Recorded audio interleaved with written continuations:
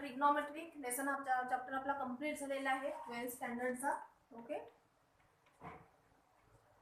Trigonometric function हा lesson पूर्ण complete. आपण एमसीक्यूज बघूया. आपण एमसीक्यूज ऑफ ट्रिग्नोमेट्रिक फंक्शन बघा. एमसीक्यूज मध्ये तुम्हाला सगळे टॉपिक झालेले आहेत, क्लिअर झालेले आहेत. Principal function, polar coordinate, cartesian coordinate, principal inverse function झालेलं आहे आपलं. ठीक आहे, व्हॅल्यूज काढलेले आहेत.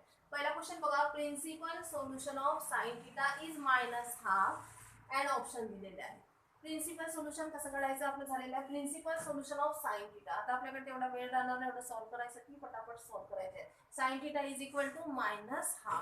तर कसं काढणार तुम्ही sine theta is equal to -12. पटकन तुम्हाला त्याची व्हॅल्यू सांगायची आहे. कुठली असेल -12. लाईट फॉर्म्युले मायनससाठी अलाइट फॉर्म्युला काय आहे मग. साइन काय असते, pi plus theta is equal to minus sine theta, आणि एक दुसरा काय असते साइन 2 पाय मायनस थिटा. दोन निगेटिव्ह असते. अलाइट फॉर्म्युला आहे पाय प्लस थिटा आणि 2 पाय मायनस थिटा. अलाइट फॉर्म्युला काय आहे साइनचा, पाय प्लस थिटा आणि 2 पाय मायनस थिटा. पटकन तुम्हाला हाफ जी व्हॅल्यू आहे कशाची आहे, 30 ची आहे, पाय/6 आहे. कशाची आहे, पाय/6. पण निगेटिव्ह असेल तर अलाइट फॉर्म्युला लावतो -पाय/6. इकडे काय आलं होतं मग, sine theta is equal to काय होतं तुमचा -पाय/6.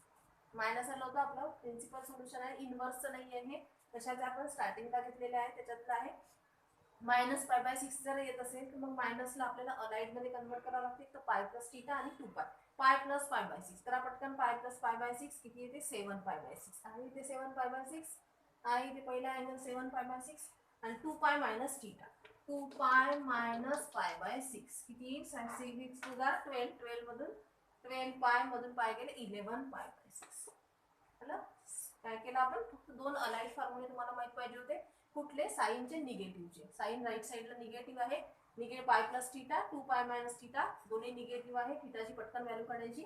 पाय प्लस थिटा करून पाहिलं आणि 2 पाय मायनस थिटा. तुमचा पहिला क्वेश्चन सॉल्व्ह तुमचा. त्याच्यानंतर polar coordinate R. Polar coordinate काय आहे, पोलर कोऑर्डिनेट म्हणजे आर ची व्हॅल्यू 2 झाली, थिटाची व्हॅल्यू काय झाली तुमची, पाय/4. Then Cartesian coordinate. आर ची व्हॅल्यू आणि थिटाची व्हॅल्यू दिली आहे कार्टेशियन कोऑर्डिनेट. कार्टेशियन कोऑर्डिनेट म्हणजे काय, एक्स आणि वाय काढायचा आहे. एक्स म्हणजे काय असते, आर कॉस थिटा असते, आणि वाय म्हणजे काय असते, आर साइन थिटा. करता येते तुम्हाला. आर कॉस थिटा, आर ची व्हॅल्यू 2 टाका. कॉस पाय/4, कॉस पाय/4 मीन्स 1/√2. आणि इकडे काय 2, साइनची सुद्धा 1/√2. 2/√2, 2/√2 असा आलेला आन्सर. 2/√2, 2/√2. 2/√2 लाच आपण कसं लिहू शकतो, असा आहे का आन्सर, नाही. 2/√2 ला आपण कसं लिहू शकतो, √2 आणि √2 असा आन्सर आहे. √2 आहे का आन्सर, बघा आहे √2 आन्सर. 2/√2 लाच आपण याला √2 इंटू √2, एक √2 कॅन्सल होते, हे आन्सर होते. 2/√2, 2/√2 म्हणजेच काय होते, √2, √2. कारण 2 ला कसं लिहिता येते, √2 इंटू √2, एक √2 कॅन्सल. नंतर कॉस इनवर्स ऑफ, इम्पॉर्टंट आहे हा. Cos inverse cos 7 पाय/6. आता याची व्हॅल्यू तुम्हाला पटकन काढता येईल. कसं काढायचं,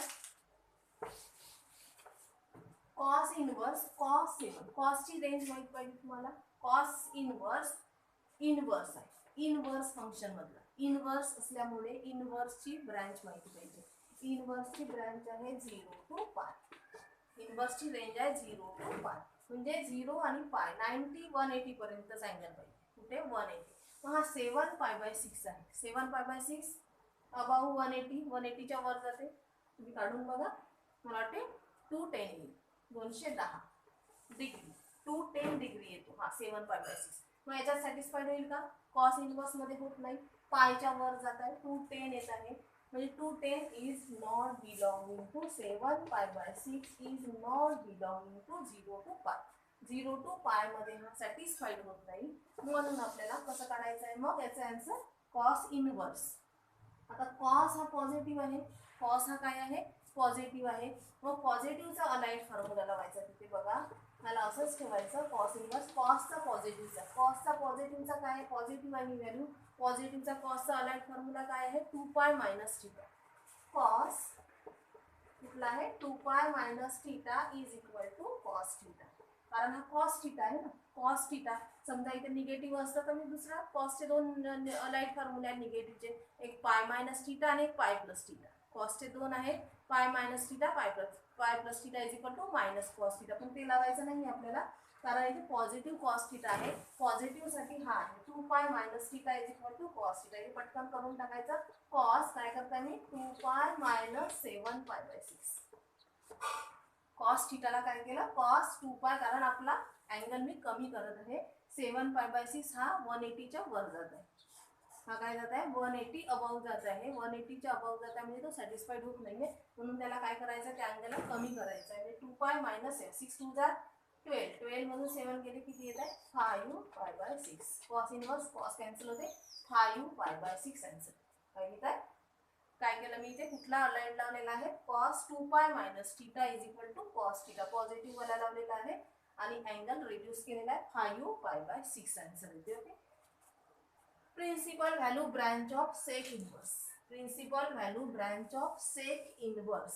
सेक इनवर्सची तुम्हाला सांगितली होती ब्रँच. सेक म्हणजे काय, कॉस 1/cos.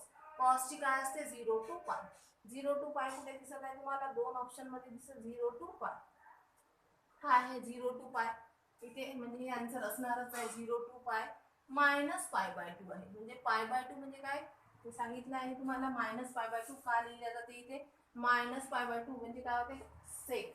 सेक म्हणजे काय होते 1/cos. आणि cos 90 जे आहे, cos 90 does not exist, not define. cos 90 is not define. cos 90 is not define म्हणजे 90 ची व्हॅल्यू सोडून, 90 cos 90 सोडून बाकी सगळ्या व्हॅल्यू काय होता इथे, बाकी सगळ्या व्हॅल्यू याच्यामध्ये सॅटिस्फाईड होत आहे 90 व्हॅल्यू सोडून, कारण cos 90 इज नॉट डिफाईन म्हणजे हे आन्सर आहे. आता बघा हे ए ची व्हॅल्यू 45, बी ची value 60, then ratio of its, याचे रेशो काढायचे आहेत. कशाचे रेशो काढायचे आहेत, side. Ratio of its side. साइडचे रेशो म्हणजेच काय, sine A is to sine B is to sine C काढायचं आहे तुम्हाला. ए बी पहिले सगळ्यात आधी सी चा काढावा लागेल व्हॅल्यू तुम्हाला. सी, सी कशी निघणार आहे, A plus B plus C. A plus B plus C is equal to काय 180. ए किती आहे 45, सी काय होईल 180 मायनस 105. सी किती होणार आहे, सी किती होणार आहे इथे 180 मधून 105, 105 0 मधून 5 गेले 5 कॅरी 1 75 राहणार आहे 75. सी ची व्हॅल्यू काय झाली तुमची 75. A B C. आता sine A is to sine B is to sine C काढायचं आहे. सी ची व्हॅल्यू किती आली आहे 75. मग आता sine A is to sine B is to sine C काढायचं आहे तुम्हाला. साइन ए काढा आधी. साइन ए बघा, साइन ए 45 आहे, साइन 45, साइन 45 मीन्स 1/√2 आलं पहिली व्हॅल्यू. साइन बी काढा, साइन बी म्हणजे साइन 60, साइन 60 इज √3/2 आणि साइन 75. 75 काढता येते का तुम्हाला, नाही 75 काढता येत नसेल तर मग काय करायचं, 75 ला 75 इथे 90 मध्ये आपल्याला सबट्रॅक्ट करता येते, 90 मध्ये ऍड करता येते किंवा 180. पण 90 च्या जवळपास आहे. 90 मायनस 75 केलं तर काय येत आहे, जमत नाही. 90 मधून 25 हा अँगल 90 मधून सबट्रॅक्ट पण करता येत नाही. मग आता काय करणार तुम्ही 45, आपल्याला अशी ऍडिशन जमते 45 प्लस 30 ही जमते 75. Sine 45 plus 30. मग याला कसं सॉल्व करायचं, 45 plus 30. 45 sine A plus B चा फॉर्म्युला अप्लाय करून करता येते आपल्याला. साइन वरचा मिटवते आम्ही, काय आलं sine 45 plus 30. Sine A plus B, sine A into cos B plus cos A into sine B. Sine 45 1/√2, cos 30 √3/2, 1/√2 आणि साइन 30 इज द हाफ. काय आलं 2√2 प्लस 1/2 म्हणजेच 1 प्लस √3/2 अशी व्हॅल्यू झाली. ए ची व्हॅल्यू काय होती? A sine A is to sine B is to sine 1/√2 √3/2 is to 1 plus √3/2 असा आन्सर आलेला आहे. असा आन्सर कुठे दिसतंय तुम्हाला? डिनॉमिनेटर सेम जर करायचं असेल, डिनॉमिनेटर सेम करावं लागेल इथे. असा आन्सर नाहीये. डिनॉमिनेटर सेम बघा, डिनॉमिनेटर सेम करायसाठी काय करावं लागेल आपल्याला? 2√2 इथे √2 ने मल्टिप्लाय करावं लागेल. डिनॉमिनेटर सेम आणि इथे आहे म्हणजे आन्सर काय येईल तुमचा? 2 is to √6 is to 1 plus √3. Okay, हे आन्सर आहे.